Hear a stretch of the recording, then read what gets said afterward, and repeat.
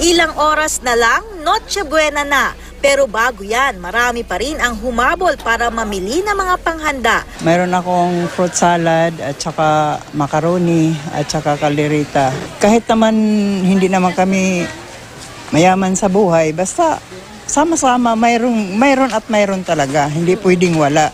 Pasta lang po, and then may nachos, mayroong tacos, and merong queso de bola, and may ham. Pag Noche Buena, hindi kami masyadong nag-prepare kami pag yung medianoche.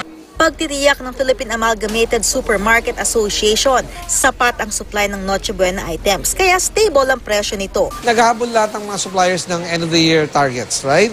So talagang all out, they're either, changing their packaging, size, labels, no? Kapag ganyan, talagang pinupush out nila yung mga stocks na yan.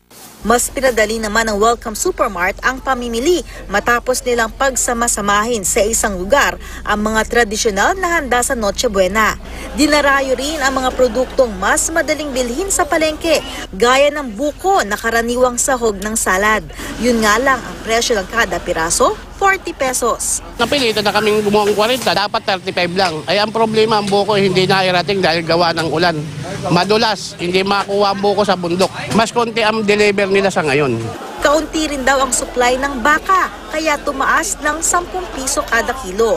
Ang laman at sirloin naman, pumatak ng 380 pesos kada kilo. Nasa 290 pesos naman kada kilo ang beef ribs. Pero kumpara noon, mataas pa rin ang presyo ng mga bilihin at mas kaunti na rin ang namimili ngayon. Di pa rin parang araw lang ng parang weekdays lang, weekend lang Hindi, disappointing talaga ang ngayon, ang bilihan. Ang iba naman naniniwala pa rin hindi naman sa dami ng putahe masusukat ang saya ng Pasko. Basta meron mga ilang klase lang, mga 2-3, okay na po yun. Basta magkakasama kami, okay lang po, masaya na kami.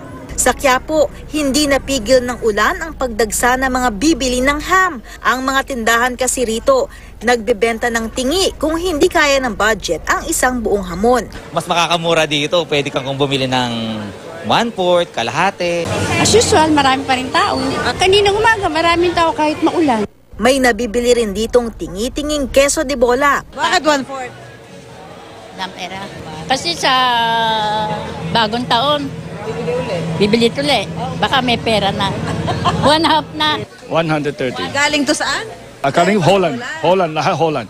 Pati ang kastanyas na bida rin pag Pasko, pwedeng bilhin ng 1/4 kilo kundi kaya ang presyo ng 1 kilo na 360 pesos.